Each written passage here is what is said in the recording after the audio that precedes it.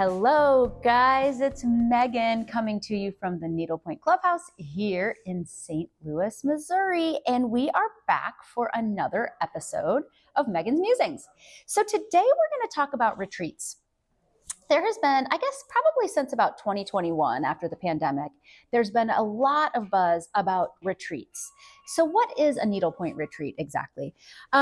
Let me tell you what it is from my perspective, a couple of different perspectives, actually. So recently, I guess it was last August, a couple of gals and I went to the Stitching Chicks in Morganton, North Carolina. I always mix that up. South Carolina, North Carolina, North Carolina. We flew into Charlotte.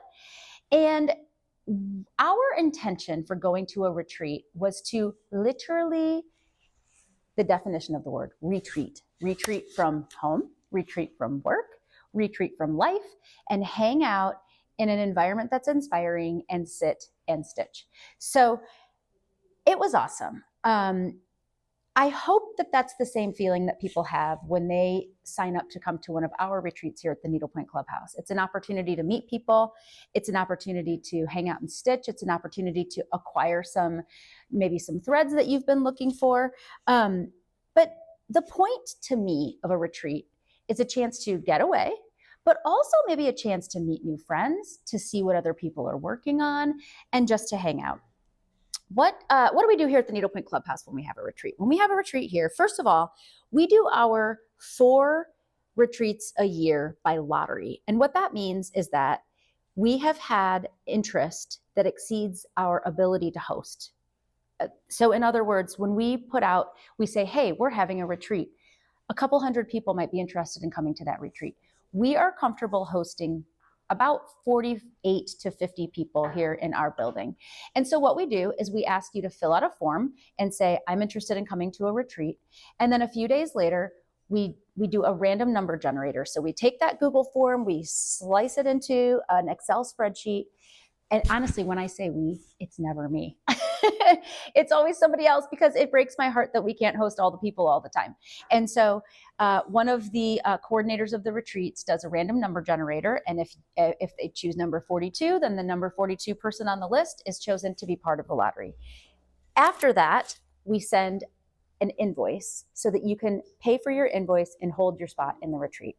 So it sounds kind of, I don't know, orchestrated or mechanical or robotic, but that's really the only way that we can do it here and feel like it's a fair opportunity for everybody. So people always say, is it really random? Yes, it is really random. And did you miss the announcement of the lottery? Possibly. So then therefore you weren't in the running to come to that one. And it's a bummer, but guess what? There's always more. So here at the shop, we do between 3 and 4 large-scale retreats a year. We do one in March. We call that one the Meet Me at the Rainbow Wall retreat. We do one in July, which we call Beat the Heat retreat. And then we do one in fall that we call Hello Fall. And then this year we've added a nativity stitching retreat for those people who were part of a club that we had here. So we really are capable of doing 4 large scale a year. But then in addition to that, we have private retreats.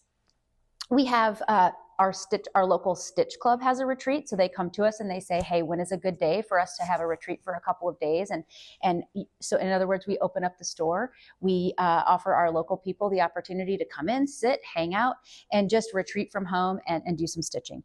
We also have private retreats. There is actually a section now on our website, and I'm not sure if other shops are doing this yet, but my suspicion is yes, because they've become so popular. We have actually a section on our website where you can go, and it'll give you sort of the outline of how to manage a private retreat. We cater those so that they are for each group. So some groups like to have what we call swag, right? What is swag? What does swag mean? Swag is really a party favor. So you don't throw a party without party favors, right? It's just fun. It's just inventive. It's just a little treat. So we've done things like ask me about my needlepoint hats. We oftentimes do a special needle minder that is exclusive for that group of people.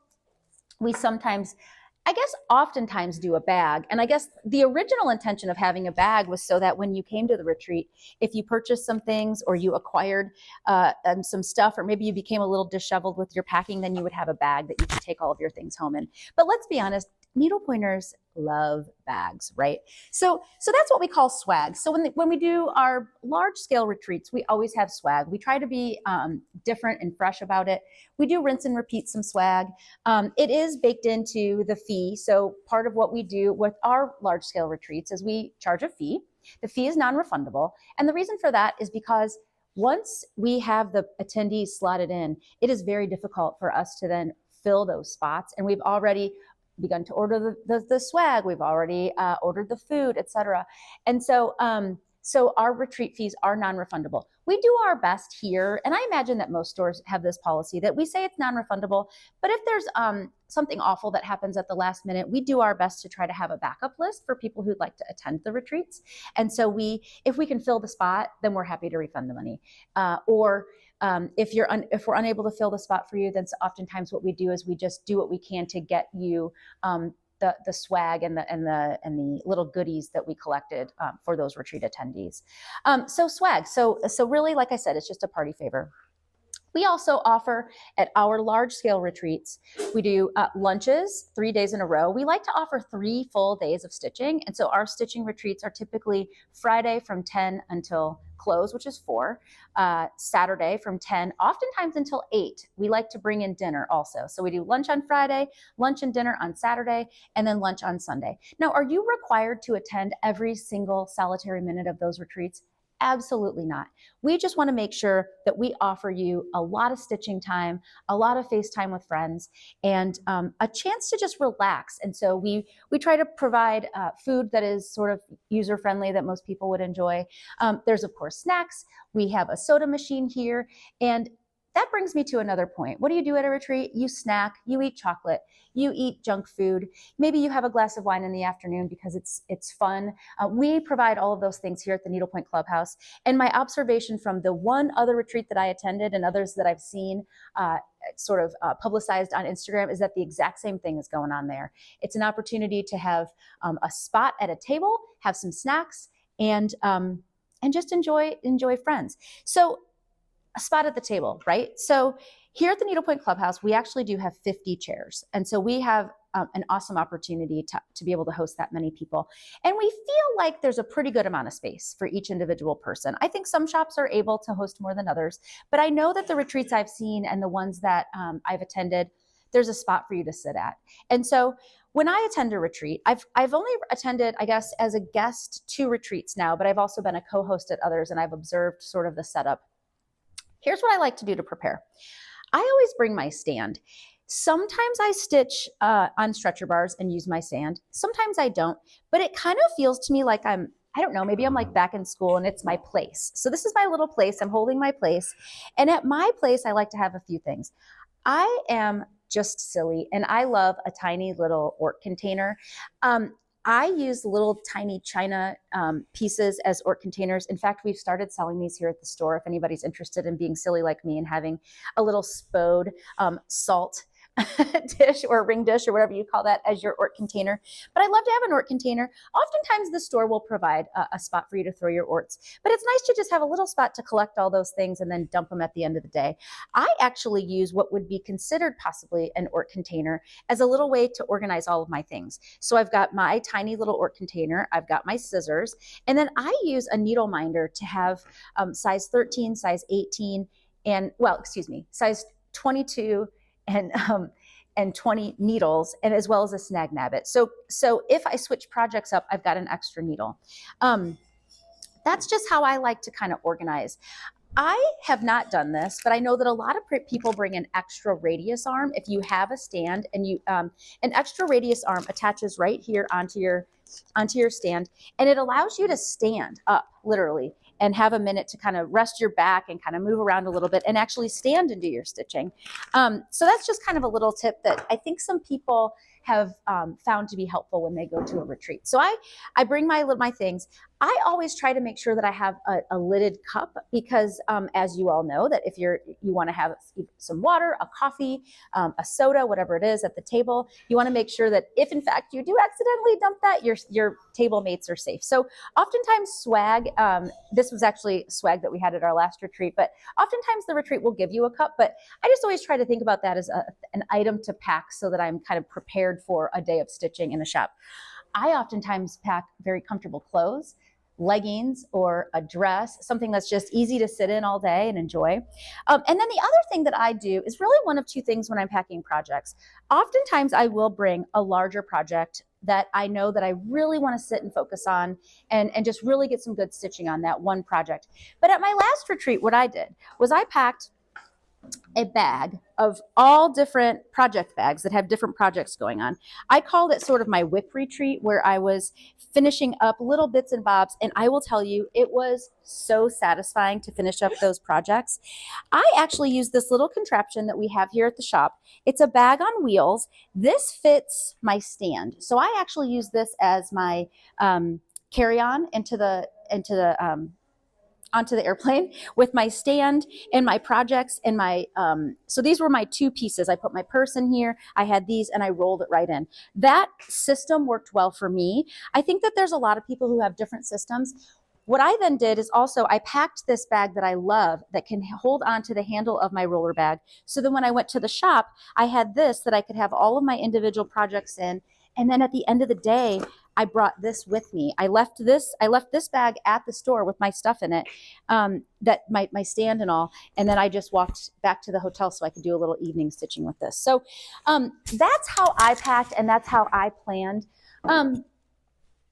There's a lot of different ways to go about being at a retreat. But I think an open mind and just being open to meeting new people, trying out new things. Oftentimes shops will have some local flair, maybe some local food, or not. You know, I think that it's really just all about the community.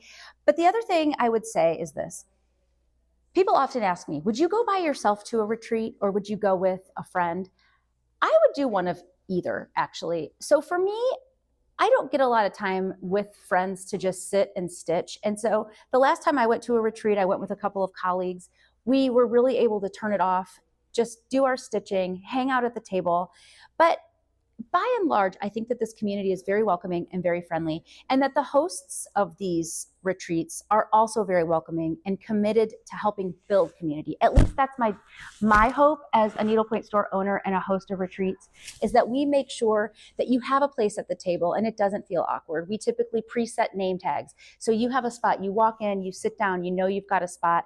And maybe you'll hit it off with an instant connection with the neighbor at the table, and maybe you won't. But the next day, maybe you could just ask the host if you could move to a different table to meet new people. We are really flexible when we host a retreat. Our hope is that you come, you see, you meet new people. And another thing that we do oftentimes at our retreats that I've been noticing is kind of a thing that other people are doing too, is we try to have an industry-centric guest. So we might have a designer at the retreat. At this past retreat, we did a collaboration with a jewelry designer where we had these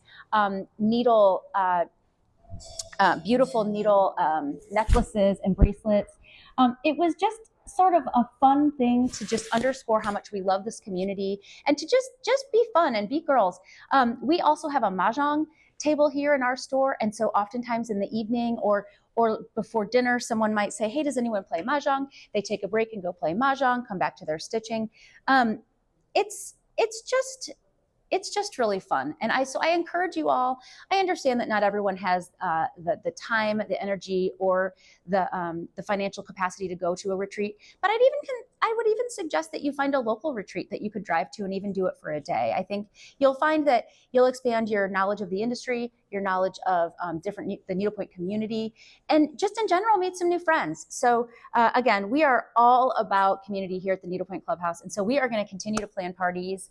And we hope that if you can't make it to St. Louis, that you find one somewhere else along the way. So thank you for tuning in. I hope this helps encourage you to find a retreat, to find a stitch away, and to maybe make a new friend. So thanks for tuning in. If you are watching us, you should be watching us here on YouTube. And so if you don't mind, hit the subscribe button, and it'll help us continue to get information, fun information, exciting information about the needlepoint industry. And thanks for tuning in. Have a good day.